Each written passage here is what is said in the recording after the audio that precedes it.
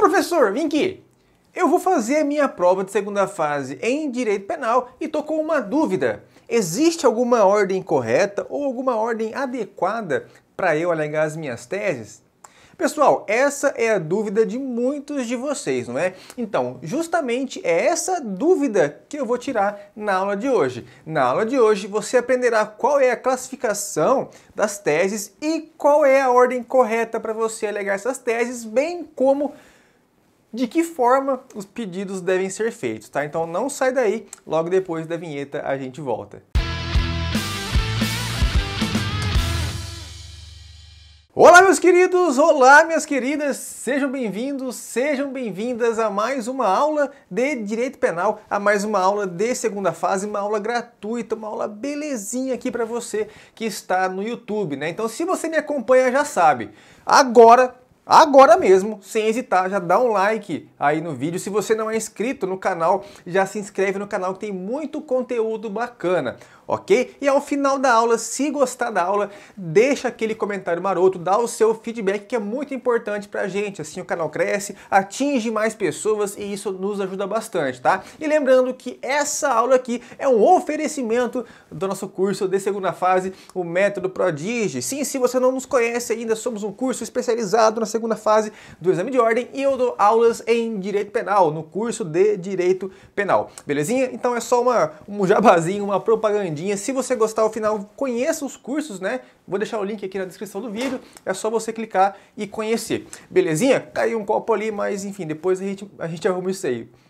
Nossa senhora, vamos lá? Seguinte, pessoal. Teses e pedidos. Muitos de vocês, né, muitos de vocês, assim que iniciam as suas preparações para a prova de segunda fase, acreditam piamente que a maior dificuldade que vocês vão encontrar no caminho é identificar a peça prático-profissional. Aí vocês começam a estudar e percebem que, na verdade, essa não será a sua maior dificuldade. A sua maior dificuldade será, na verdade, identificar as teses, né? Aí sim, é difícil, esse é o bicho de sete cabeças, né? Você identificar a peça e você minutar a peça não é tão difícil assim. Se você tiver um pouquinho de estudo prévio, né, tiver prática jurídica, ajuda bastante. Mas identificar as teses pressupõe um conhecimento mínimo e até mesmo robusto de direito penal, ok? E como são várias teses, você acaba ficando um pouco perdido, principalmente, sobretudo, se você não tem muita afinidade com a matéria de direito penal. Então você pensa em teses, vem várias teses na sua cabeça, vem prescrição, vem perempção,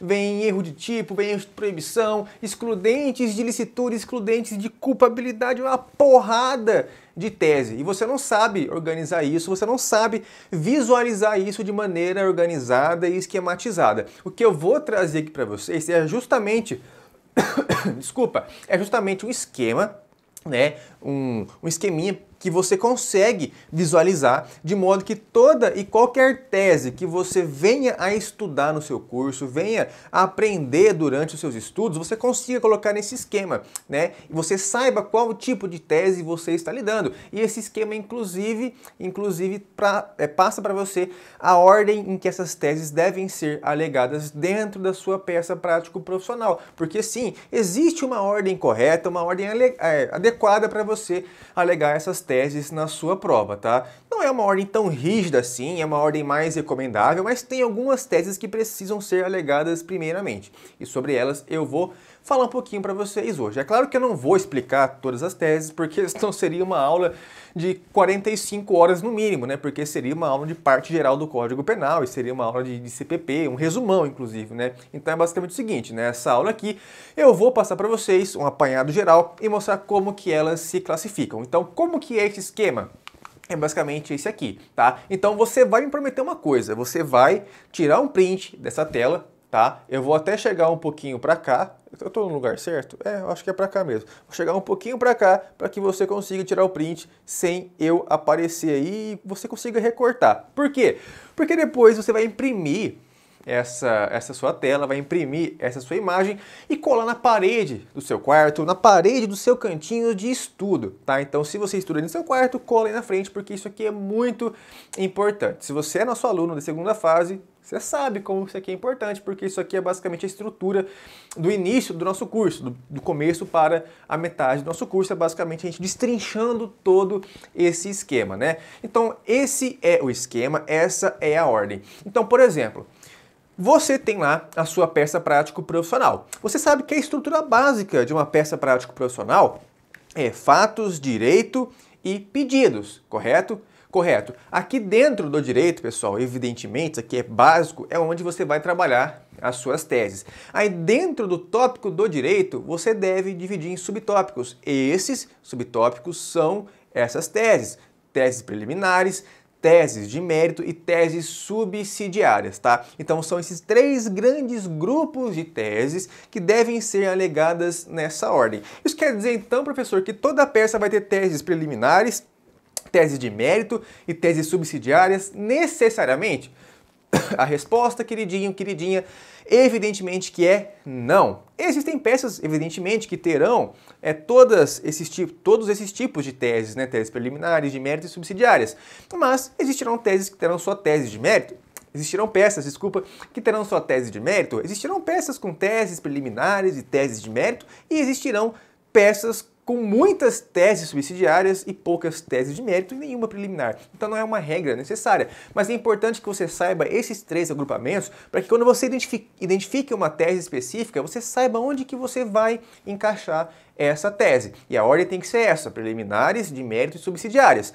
Perceba agora que cada um desses três grupos possui também subgrupos de teses, né? Então, por exemplo, as teses preliminares se dividem em três grandes subgrupos também. Teses de extinção da punibilidade, teses de nulidade e teses de ilicitude de provas. E cada um desses subgrupos vai abraçar diversas teses. E é importante que você saiba quais teses pertencem a quais subgrupos e quais subgrupos compreendem quais grupos, né? Então, é basicamente esse o raciocínio que você deve fazer. Professor, é muito difícil decorar isso aí, entrar tudo na cabeça. Primeiro, se você tem uma boa base de direito penal, é fácil você se lembrar desse esquema. E se você não tem, não se preocupe muito, porque tem aqui, ó, embaixo, perceba embaixo ali, ó, em vermelhinho, alguns mnemônicos, né, que nos ajudam a lembrar dessas classificações. Então, por exemplo, as teses preliminares têm subgrupos de teses de extinção da punibilidade, teses de nulidade, teses de ilicitude de prova. Você lembra através do mnemônico ENI,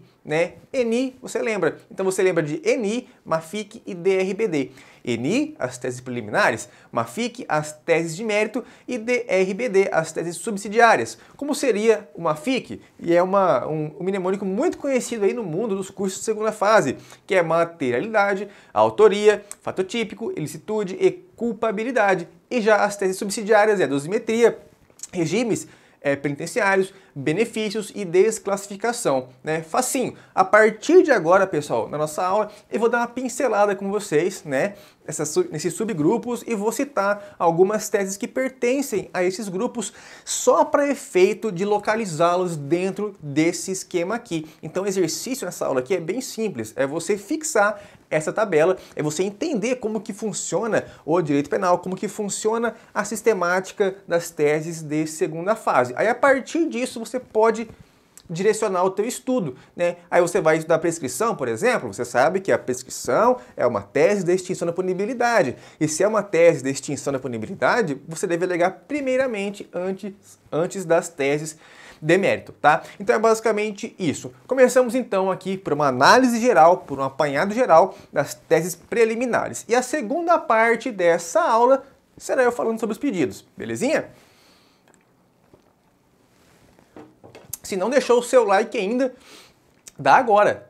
Tá esperando o quê? Dá um like aí e ajuda a gente. Só isso aqui eu tenho certeza que vai ajudar você demais. Então ajuda a gente também. Não custa nada, não vai cair o teu dedinho, beleza? Seguinte, teses preliminares. Pessoal, teses preliminares são aquelas teses que não se relacionam com o mérito do fato, né? Não vão tentar absolver o teu cliente, não vão tentar condenar o teu cliente, não se relacionam com o estado de inocência do teu cliente ou com o estado de culpa do teu cliente.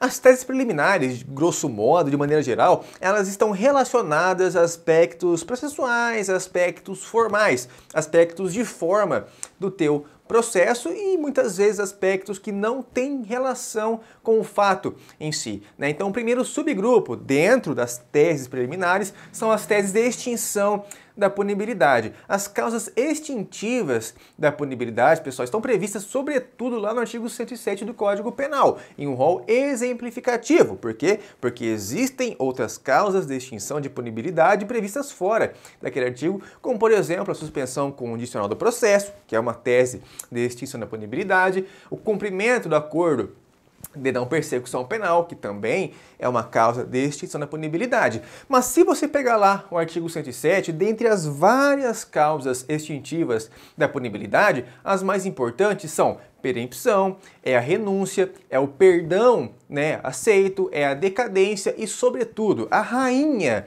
das teses, a mãe das teses, que é o quê? Que é a prescrição. Cara, prescrição sempre vai cair na sua prova, né? Então, se você teve contato com o exame de ordem e fez a sua segunda fase em direito penal ou vai fazer em direito penal, uma hora você vai ter contato com prescrição, seja na primeira fase ou seja na segunda fase.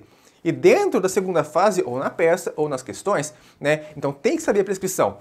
E a prescrição é a rainha das teses dentre todas elas, né? Então, essas são as teses de extinção da punibilidade e quando você se deparar com essas teses, quando for estudar essas teses, saiba que são teses preliminares, ok? Elas não acabam com o crime em si, né? A extinção da punibilidade não faz desaparecer o crime, mas faz com que desapareça o ius puniendi, né? Faz com que desapareça o ius puniendi, o direito do Estado em punir o sujeito. Na prescrição, por exemplo, o crime não deixa de existir, não é desconfigurado, né? Não vai faltar um elemento do crime, mas sim, por conta do decurso temporal, o Estado perde o seu ius puniendi e não pode mais punir o sujeito. Tem alguns casos ou outros de extinção da punibilidade que fazem sim com que o crime desapareça, por exemplo, a abolício crimes, mas essa é a exceção, ok? Na maioria das vezes, só causa mesmo a extinção da punibilidade e o crime continua lá, então não pode mais punir o seu cliente.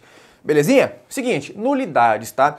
Logo depois da extinção da punibilidade, temos as nulidades. O que são nulidades, pessoal? Nulidades são basicamente irregularidades, são vícios resultantes da inobservância de normas, né? Normas constitucionais ou normas infraconstitucionais. Então, quando um ato ele é praticado em desacordo com uma norma, né? Em desacordo em relação a uma norma, esse ato é nulo. A consequência é o quê? A consequência é que os atos posteriores que derivem desse ato nulo também sejam declarados nulos, ok? Então é esse o pedido que você vai fazer na sua peça, que nós veremos daqui a pouco sobre os pedidos. Mas depois da extinção da punibilidade, temos as teses de nulidade, podendo ser nulidade absoluta, nulidade relativa, e sobre esse conteúdo tem aulas aqui no canal também, basta você procurar aí. É que eu não posso me aprofundar nesse tema, porque essa não é a intenção da aula, beleza?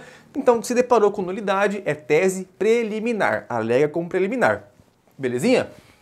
Seguinte, depois de nulidades, temos ainda as teses de ilicitude de provas, tese bem importante que sempre está presente também no exame de ordem, seja na primeira fase ou seja na segunda fase do exame de ordem, tá? E quando falamos em nulidade, em ilicitude de provas, né? Já falamos, ô cabeçudo, sobre nulidades. Quando falamos em ilicitude de provas, estamos falando em provas produzidas em desacordo com a norma. Em desacordo com uma norma constitucional, ou em desacordo com uma norma infralegal, em desacordo com uma norma de direito material ou em desacordo com uma norma de direito processual. E quando eu falo norma, né, não se esqueça que norma é gênero do qual são espécies, regras e princípios, tá? Então, a prova que é produzida em violação a um princípio também é ilícita, assim como uma prova que é produzida violando uma regra. E isso também se aplica às nulidades, que vimos agora há pouco,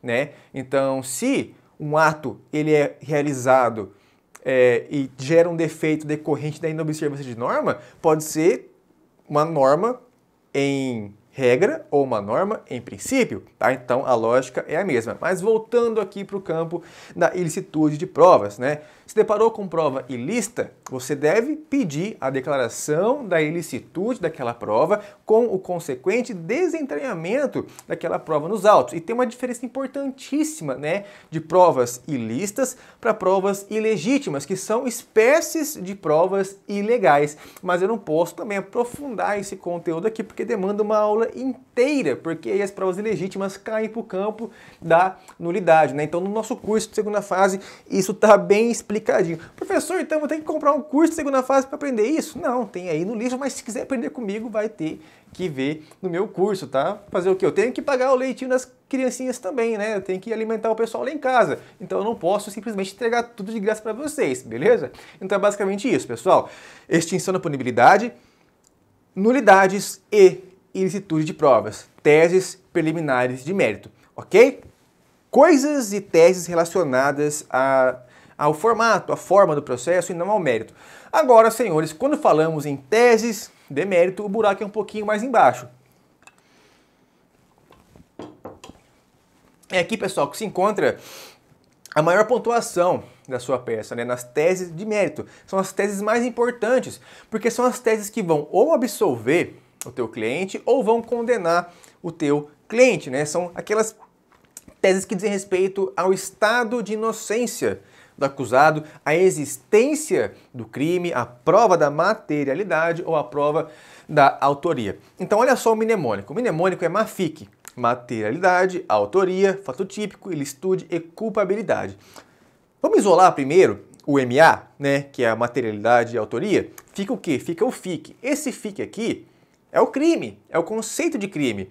Então, se você sabe o conceito de crime, você já, de largada, sai sabendo esse esquema. Porque o crime é um fato típico, ilícito e culpável. Então, toda tese que se relacionar a um desses elementos do crime, ao fato típico, à ilicitude ou à culpabilidade, necessariamente será uma tese de mérito, porque estará excluindo alguns desses elementos, estará agindo dentro desses elementos. Só que essas teses não são as únicas teses de mérito.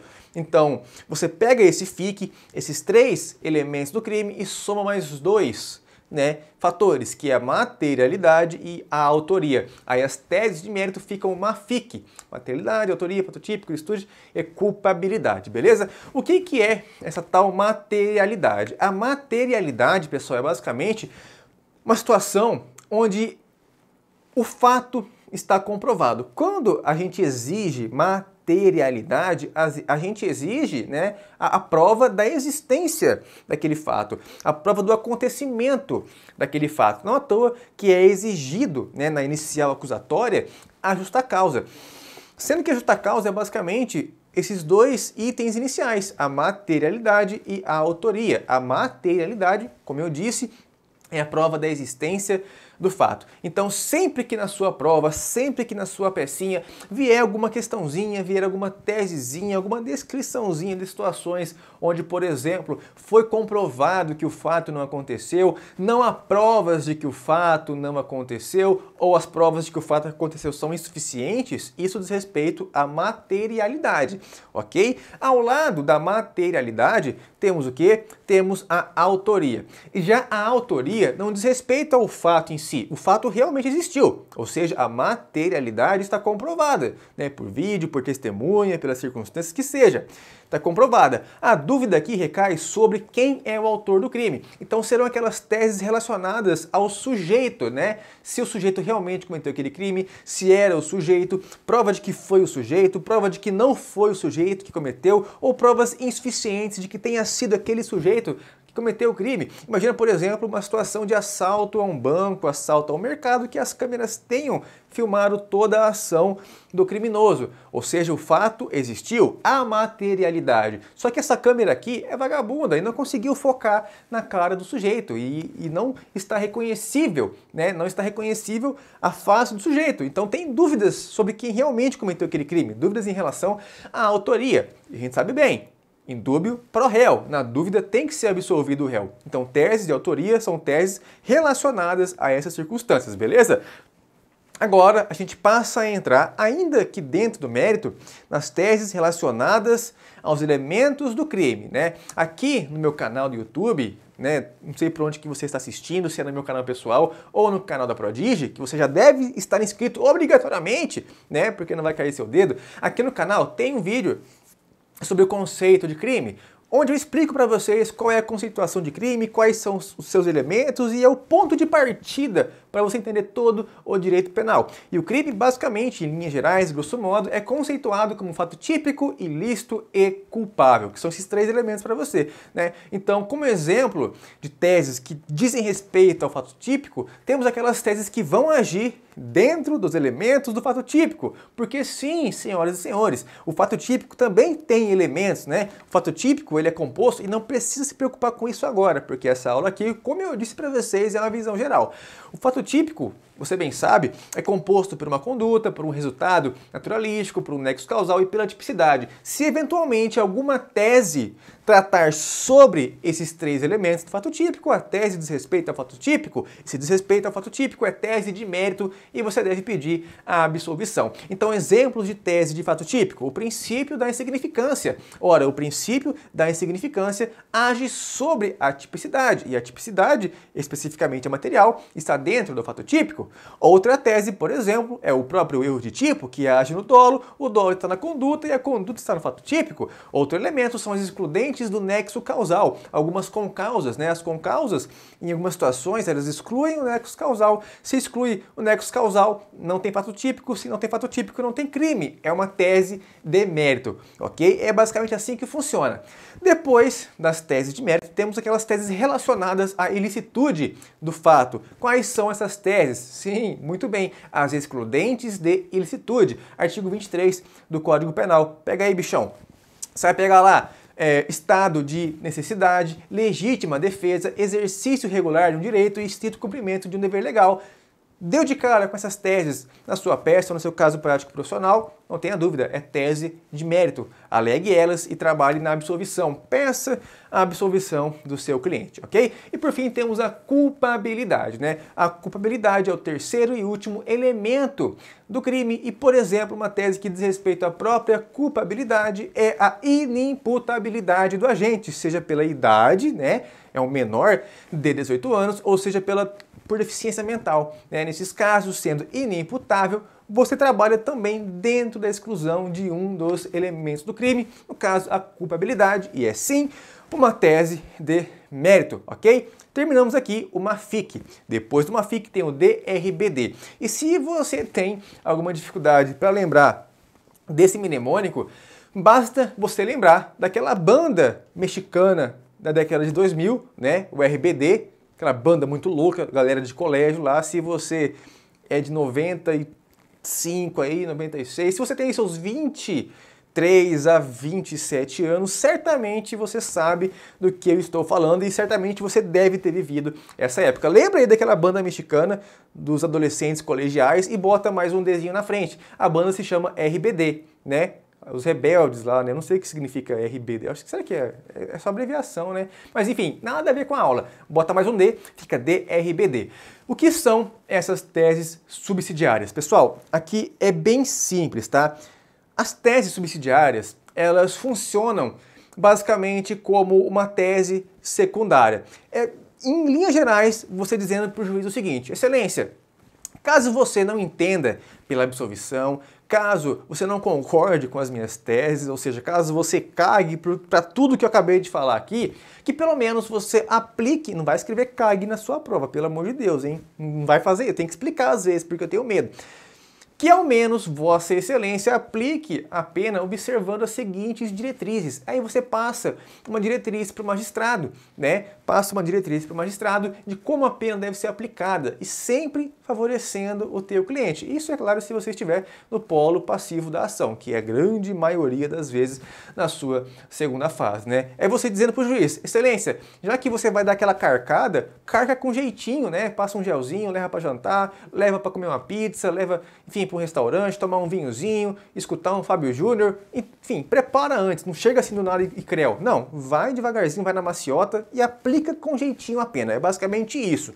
E quando a gente fala em teses subsidiárias, a gente fala em dosimetria, fala em regimes penitenciários, fala em benefícios e fala em desclassificação, tá? A desclassificação, pessoal, ela não diz respeito à pena, tal como as teses subsidiárias anteriores, mas ela é uma tese subsidiária, porque você só vai pedir ela quando as outras não forem eficientes. Aí surge a seguinte dúvida: professor, não tanto quanto contraditório eu alegar um monte de tese, pedir a inocência do meu cliente e ao final dizer o seguinte: se você não achar que é inocente, aplica uma pena aí. Você não está corroborando com a culpa do cliente? Pessoal, não. Aqui no processo você tem, você dispõe da ampla defesa, né? E a ampla defesa pressupõe que você utilize todas as ferramentas necessárias para a defesa útil, né, do seu cliente, para a defesa efetiva do seu cliente. E é isso que você está fazendo aqui, pelo menos no campo teórico, ok? Então não tem essa contradição. Isso na prática é muito comum. Eu explico isso porque muitas pessoas, muitos de vocês, não têm prática penal e talvez isso não seja muito...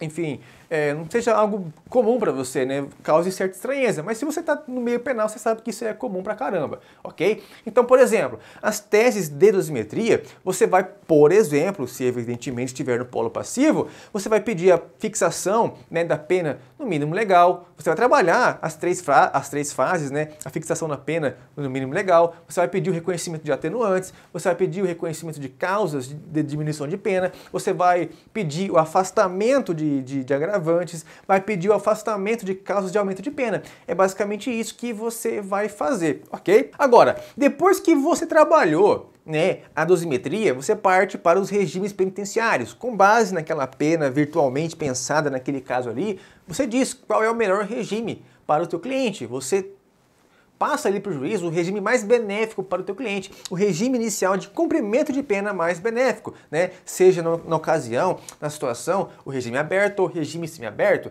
né? Então sempre em benefício do teu cliente. Falou sobre o regime penitenciário, você fala sobre benefícios. E quais são os possíveis benefícios? Primeiro, a conversão da pena privativa de liberdade em penas restritivas de direitos, né, na forma do artigo 43 e seguintes do Código Penal, ou na impossibilidade dessa conversão, que pelo menos aplique a suspensão condicional da pena, artigo 77 do Código Penal também, ok? Então esses são os benefícios que você pode pedir. Além dos benefícios, peça, quando for adequado, quando for o caso, peça a desclassificação, né? Então, muitas vezes existem teses de desclassificação. Imagine, por exemplo, um crime de roubo. A acusação que recai no processo é um crime de roubo, subtrair mediante violência ou grave ameaça, coisa alheia móvel. Pode ser que no processo, né, verifique-se que não houve violência e nem grave ameaça, que só houve subtração da coisa móvel alheia. Nesse caso, você consegue uma adequação típica melhor no artigo 155, que é o crime de furto, e a pena é bem mais leve. Nesse caso, alegue a desclassificação, ok? Pessoal, teses subsidiárias são muito importantes em peças como memoriais e peças como recurso de apelação, né? Memoriais porque é a peça anterior à sentença, e recurso de apelação porque é a peça posterior, imediatamente posterior à sentença, onde o juiz já sentenciou e você vai dar o seu pitaco na pena que está errada, ok? Então são teses muito importantes, todas elas são importantes, e a intenção aqui é justamente fazer com que você visualize todo esse esquema e saiba o que está fazendo, saiba como está estudando e por que você está estudando aquilo, como que aquilo vai agir no crime, como que aquilo vai agir na dosimetria da pena. Muitos de vocês hoje têm um ódio tremendo, têm uma indisposição tremenda com o direito penal, justamente porque o seu professor de direito penal não foi muito carinhoso lá no começo da faculdade, né? Então você começa a faculdade, ele joga princípios, aí depois ele joga fato típico, joga ilicitude, culpabilidade e foda-se, ele não faz essa associação, ele não mostra para vocês que o fato típico,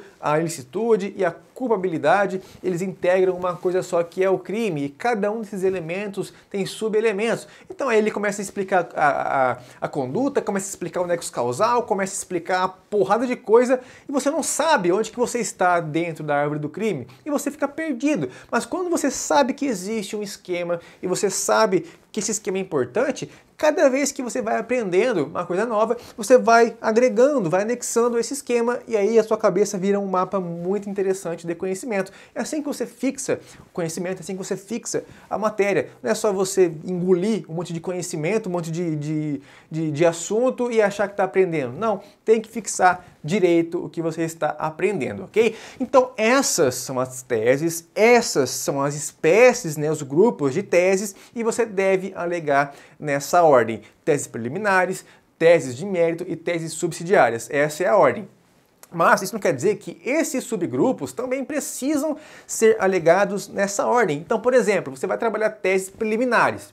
Você não precisa alegar primeiro extinção da punibilidade, depois nulidade e depois a ilicitude de prova. Não, você pode inverter, não tem nenhum problema aqui. A maior importância é a ordem entre os grupos maiores: preliminares, mérito e subsidiárias. O que eu recomendo para você somente é em relação às subsidiárias. Nas subsidiárias, eu recomendo que você mantenha essa ordem aqui do DRPD, porque a pena é calculada assim, né? Tirando ali a desclassificação que pode vir antes, a pena é calculada assim: juiz vê a dosimetria, vê os benefícios, né?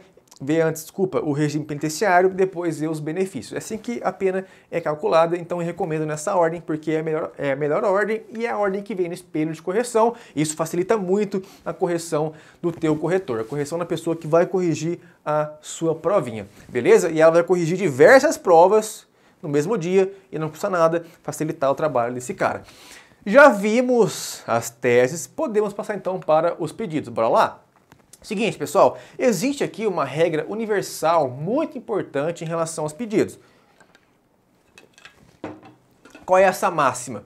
A máxima é o seguinte: para cada tese que você alegar na sua peça, no corpinho da sua peça, lá no tópico do direito, para cada tese alegada, você deve necessariamente fazer um pedido correspondente, evidentemente, lá no tópico dos pedidos, entendeu? Para cada tese alegada, você deve fazer um pedido. E mais, para cada pedido que você fez, você deve complementar com um fundamento legal, ok? Então, para cada tese, um pedido, para cada pedido, um fundamento legal, beleza? Então, qual é o padrão de um pedido? Aqui tem um exemplo, olha só. Dos pedidos: excelência, com base no exposto, requer. Isso aqui é só um exemplo, né? Tem diversas outras formas de você introduzir os pedidos. Pedido A: a extinção da punibilidade do acusado em razão da prescrição, né, da pretensão punitiva, com fulcro no artigo 107, inciso 4 do Código Penal. Então perceba que você pediu o reconhecimento da tese, que no caso aqui foi a extinção da punibilidade pela prescrição, com fundamento no artigo 107, inciso 4, que é o fundamento dessa tese, tá? Então o pedido padrão é esse. É só seguir essa fórmula que não tem erro, ok? Só que existem... Pulei aqui, segura aí. Existem algumas maneiras, né? Existem formas técnicas corretas de você fazer o teu pedido, né? Então, para cada grupo de tese, preliminares, mérito e subsidiárias, existe uma maneira de você pedir, né? Porque são institutos diferentes. Então, como ficariam os seus pedidos nas teses preliminares? Então, são situações bem óbvias, tá? Que não é tão óbvio assim é o fundamento legal em relação às teses de mérito, que veremos daqui a pouco. Então, como ficariam os pedidos das teses preliminares? Extinção da punibilidade, você peça a extinção da punibilidade. Nulidades, você peça a declaração da nulidade. Ilicitude de prova, peça o desentranhamento daquela prova ilícita, né? O reconhecimento da ilicitude da prova com o consequente desentranhamento dessa prova dos autos, porque elas não podem ser utilizadas para a fundamentação do juiz. Essas são as teses preliminares. Quando estamos diante, contudo, das teses de mérito, o pedido é um só para todos, que é o quê? A absolvição, né? Então, materialidade, autoria, fato típico, ilicitude, culpabilidade, todas elas vão trabalhar em cima dos elementos do crime e você pede, portanto, a absolvição. O probleminha aqui é você identificar qual o fundamento, porque todos eles estão dentro do 386, mas o 386 do Código de Processo Penal tem vários incisos. Veremos sobre ele daqui a pouco. Segura aí. Aí, além das teses de mérito, temos as teses subsidiárias. E aqui também é simples, né? É lógico, Na dosimetria, trabalhe exatamente a ordem da dosimetria. Inclusive, aqui no canal tem uma aulinha, ó, top de dosimetria, bacaninha para você entender, tá? Então trabalhe na ordem, peça o reconhecimento, peça a fixação da pena mínima, da pena base no mínimo legal, peça o reconhecimento de atenuantes, peça o reconhecimento de causas de causas de diminuição de pena, peça o afastamento de agravantes, peça o afastamento de causas de aumento de pena, né? Tudo em benefício do seu cliente, levando em consideração que você está no polo passivo da ação, que você está defendendo o réu, ok? No regime penitenciário, peça a fixação daquele regime mais benéfico para o seu cliente. Benefício é a mesma coisa, peça a concessão do benefício, seja a conversão para penas restritivas de direito ou a aplicação da suspensão condicional da pena. E por último, a desclassificação, peça a desclassificação, ok? Agora, o que eu quero falar para vocês para encerrar a nossa aula é sobre o fundamento legal das teses de mérito. Aqui nas teses subsidiárias e nas teses preliminares, o fundamento legal é simples, porque basta você identificar qual artigo, trata sobre aquele assunto no seu código e você usar para fundamentar, ok? Mas quando estamos diante de teses de mérito, nós estamos falando de situações de absolvição. E a absolvição, ela sempre vai ser fundamentada lá no 386 do Código de Processo Penal, com exceção da resposta à acusação, onde existe a absolvição sumária. Aí lá vai ser o 397, é outra história isso aí na aula de resposta à acusação. Nós veremos depois, ok? Temos no curso, não veremos agora.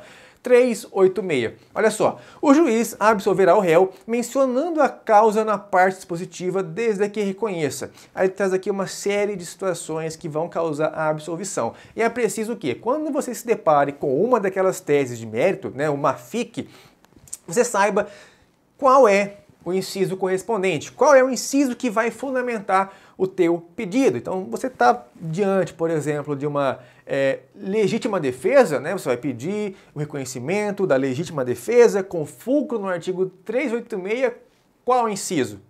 Veremos agora, tá? Então, o que diz o inciso 1? Estar provada a inexistência do fato.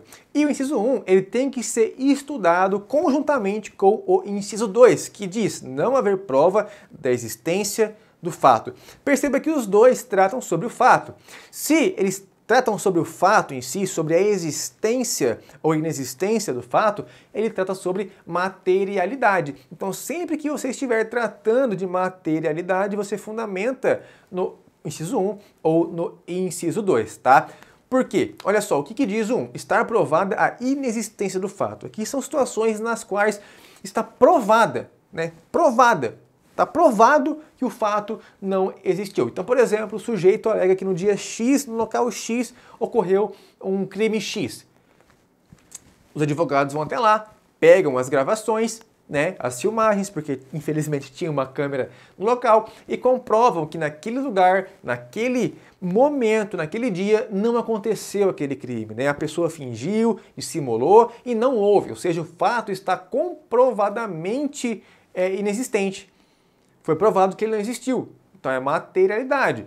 A situação se difere aqui no inciso 2, que fala que não há prova da existência do fato. Aqui é bem diferente, Aqui existe a alegação por parte do Ministério Público, por exemplo, mas não existem provas que corroborem com aquilo. Não existe prova da materialidade. O MP, o promotor simplesmente tirou da cabeça, escutou alguma informação e jogou no processo, mas não rolou testemunha, não tem filmagem, não tem prova alguma da situação.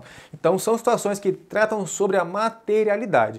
Outro inciso que pode tratar também sobre a materialidade é o inciso 7, que diz o seguinte: não existir prova suficiente para condenação.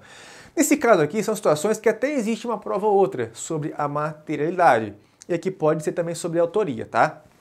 Até existe alguma prova, mas é uma prova insuficiente. É uma provinha fraca, que não é suficiente, não é cabal para condenar o cliente. E aqui entra o indúbio pro réu. Na dúvida, o réu deve ser absolvido, ok? E inciso 3. Não constituir o fato infração penal. Olha só, aqui, pessoal, estamos diante de teses de atipicidade. Teses relacionadas ao fato típico, né? Seja pela exclusão de um dos elementos do fato típico, ou seja, pela mera inexistência de adequação típica, né? O fato simplesmente não se adequa à norma, ou seja, por falta de previsão legal. Então, por exemplo, o cara vai lá e denuncia o sujeito por mascar chiclete. Não existe essa tipificação. O fato não se constitui como crime. Então, você alega nesse inciso 3. Né? Então, teses relacionadas ao fato típico, você pode fundamentar no inciso 3. Inciso 4. Estar provado que o réu não concorreu para a infração penal. O 4 tem que ser estudado, né, conjuntamente com o inciso 5, que diz que não existir prova de ter o réu concorrido para a infração penal. Né? Então, são situações parecidas com as do inciso 1 e do inciso 2. O inciso 4, ele diz que está provado que o réu não concorreu para a ação penal. Aqui existe, para a infração penal, aqui existe uma prova de que não foi o teu cliente que cometeu. E aqui ela está relacionada, né? Esse inciso está relacionado, assim como os 5 estão relacionados à autoria, as teses de autoria. Então, quando falamos em teses de autoria, o seu cliente não cometeu crime, ou seja, não existem provas de que ele cometeu o crime, ou foi comprovado que ele não cometeu o crime por alguma gravação de câmera, por exemplo, por filmagens, você fundamenta aqui no 5 e no 4.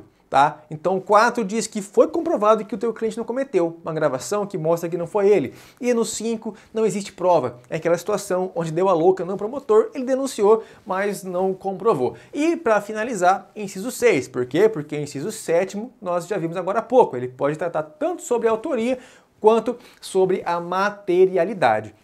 Não é mesmo? Afinal de contas, são situações de indúbio pro réu. Até existe uma provinha, mas é uma prova muito frágil. Aí você aplica o inciso 7º, beleza? Inciso 6 trata sobre as excludentes do crime, né? Existirem circunstâncias que excluam o crime ou isentem o réu de pena. Artigos 20, 21, 22, 23, 26, parágrafo 1º e 28 todos do Código Penal. Recomendo que você leia todos esses dispositivos, mas em linhas gerais são aqueles artigos que falam sobre erro de tipo, erro de proibição, falam sobre as excludentes de ilicitude, ok? Então, quando existirem teses, né, do IC, né, da ilicitude e da culpabilidade, você pode fundamentar aqui no inciso 6. Existem, pessoal, algumas teses, como por exemplo o erro de tipo, que ele vai agir no fato típico e ao mesmo tempo ele vai ser cabível do inciso 6 e também no inciso 3. Nessas situações você pode utilizar os dois artigos como fundamento, que eu acho que não tem problema algum, ok? Porque existe aqui uma divergência também na prática real, na jurisprudência, existe isso, é corriqueiro. Belezinha? Então, pessoal, é basicamente assim que você vai fazer os seus pedidos de absolvição lá do 386, tá? Então a tarefinha de casa é basicamente você pegar aquela tabelinha lá, aquela classificação, imprimir e colar aí na paredinha do seu quarto. Se vocês gostaram dessa aula, se você gostou dessa aula e gostou dessa esquematização, saiba que essa aula aqui é apenas uma dentre todas as aulas do nosso curso de segunda fase do Método Prodigi, um curso onde eu faço você pensar o direito penal, onde você aprende a pensar o penal, onde você aprende a pensar como um advogado criminalista para você chegar na sua prova, se deparar com o caso prático profissional e saber exatamente o que precisa ser feito. Já imaginou isso? Você lê a sua prova e saber quais as teses estão ali presentes, as ordens das teses, saber o que efetivamente está fazendo, né? Então essa é a nossa missão. Também é um curso de prática, então se você tem curiosidade na prática penal, quer aprimorar os seus conhecimentos, também serve igualmente para você. É um curso com simulados, com videoaulas, com apostilas super didáticas e com mentoria também. Temos uma versão do curso com a mentoria que você pode ter contato direto comigo via WhatsApp, onde eu vou responder todas as suas perguntas e analisar também as suas peças, saber onde que você está errando e onde que você está acertando, né? Então essa é a minha propagandinha, fica aí a propaganda. Para você conhecer o curso, basta você acessar o nosso site prodigipreparatório.com.br ou, o mais fácil, né? Você clicar aqui na descrição ou no primeiro comentário fixado, encontrar o link que eu vou deixar aqui embaixo do vídeo para vocês no YouTube, clicar e conhecer os nossos cursos, né? Já vai deixando aqui embaixo o seu like se você não deu like, se inscreve no canal, deixa um comentário se gostou da aula e me siga nas redes sociais, @profcebrian, @prof.cebrian, tem muito conteúdo bacana por lá. Qualquer dúvida, manda ela também por direct que eu vou atender você. Belezinha? Vou ficando por aqui, um forte abraço, até mais, fui!